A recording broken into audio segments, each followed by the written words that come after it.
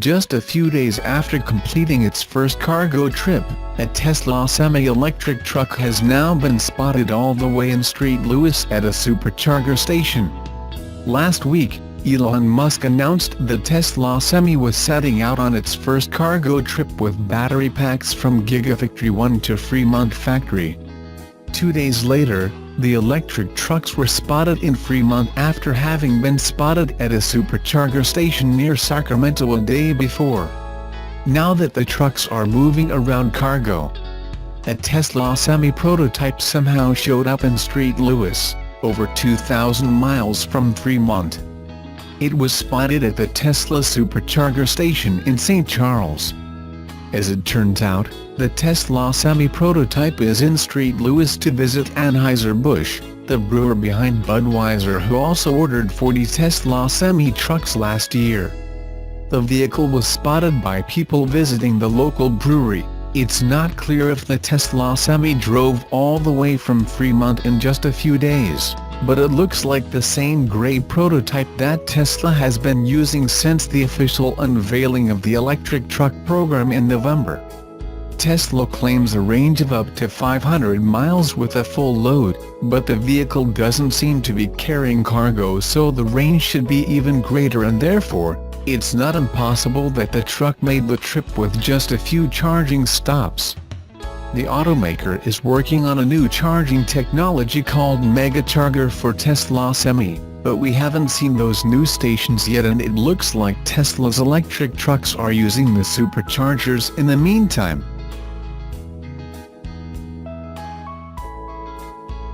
At the World Truck Show in Indianapolis on Wednesday, General Motors Company introduced the big brothers to the company's Chevrolet Silverado light-duty pickups.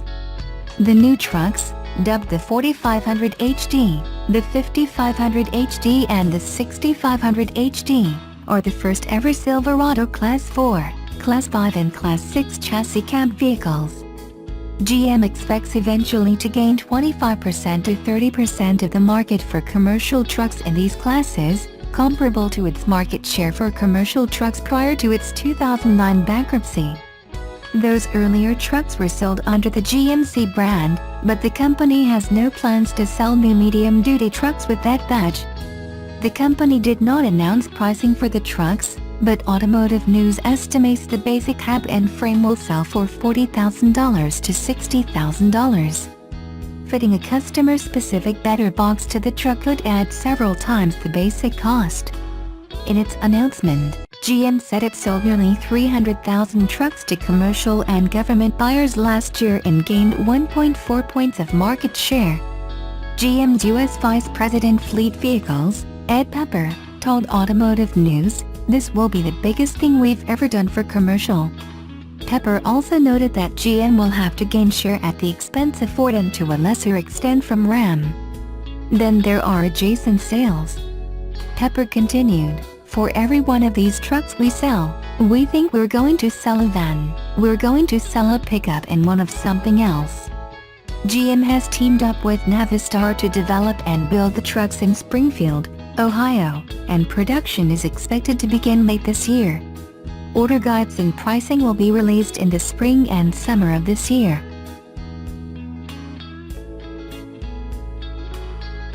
The all-new 2018 Honda Accord is a significant improvement over the already good previous model.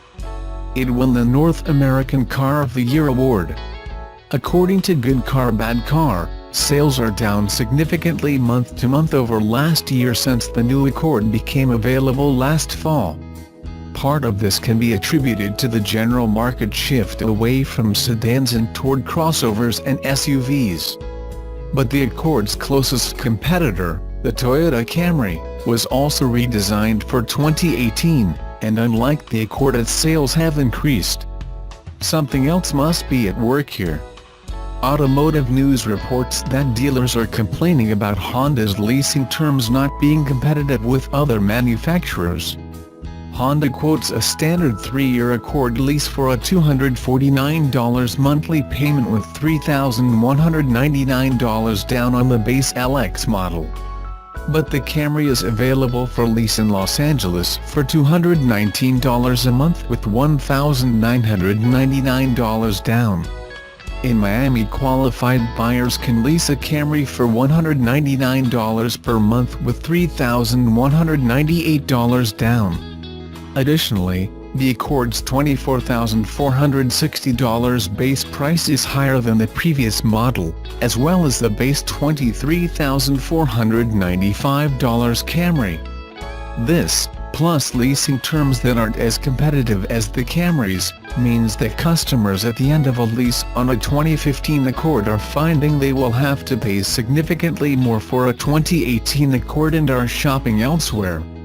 As a result, Accord inventory levels nationwide stood at a 104-day supply as of March 1. That's much higher than the industry average of a 70-day supply. Many dealers are declining further Accord shipments from the factory since their lots are already full of unsold models. Both the Honda Accord and Toyota Camry are excellent cars. You won't go wrong with either one. But customers want a deal, and for now, it seems the Camry is the better deal.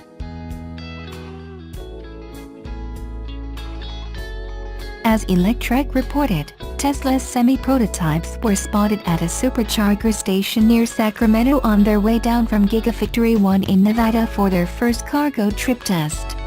It gave the opportunity for people to catch up with the prototypes and give us our best look at the electric trucks towing trailers. Tesla's semi-prototypes were filmed driving around in the wild before, but never with cargo since the original test mule sighting months ago.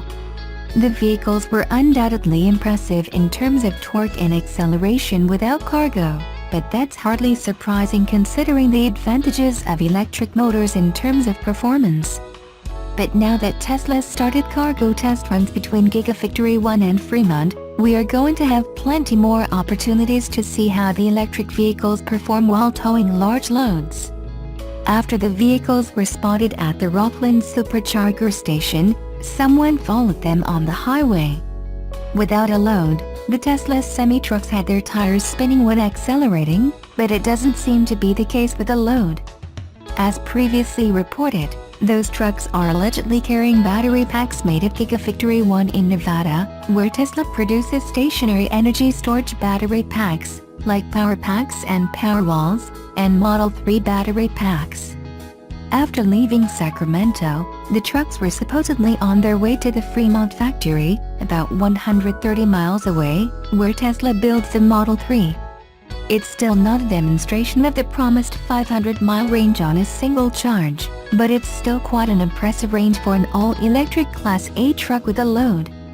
For example, Mercedes-Benz unveiled last month its latest all-electric truck, the Electros, which it claims can travel 125 miles on a single charge.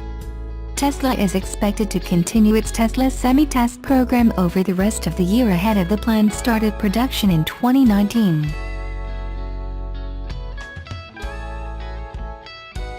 At the Work Truck Show this week in Indianapolis, Chevrolet pulled a giant sheet of its newest Silverados, marking the first time the nameplate has ever been affixed to a truck larger than a heavy-duty pickup.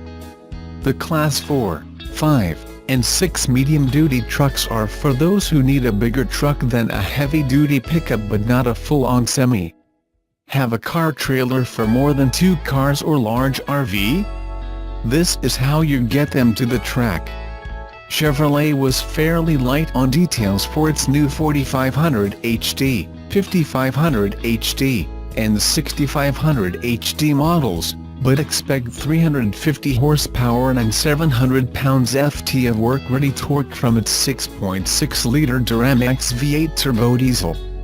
As these rigs are the mules of the commercial trucking world, General Motors has attempted to make them as comfortable as possible without sacrificing capability.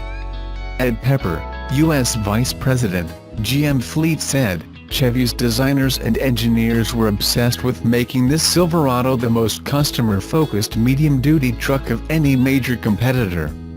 By customer-focused, I mean work-ready trucks that are easy to upfit, easy to drive, easy to service and easy to own. That means the Silverado medium-duty trucks will get commercial-grade features such as 7-cab-to-axle configurations, an easily accessible engine bay by way of a clamshell hood, power takeoff, PTO, and the venerable Allison transmission. At the same time, Chevrolet has fitted the trucks with air suspension for comfort, Apple CarPlay and Android Auto, and wireless mobile charging via an inductive charging pad. OnStar's 4G Wi-Fi hotspot makes an appearance too.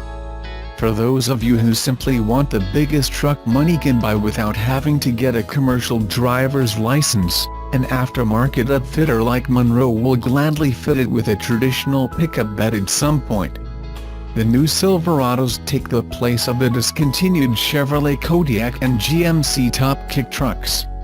The latter appeared as Ironhide in the blockbuster silver screen hit Transformers. Both of those models went out of production in 2009.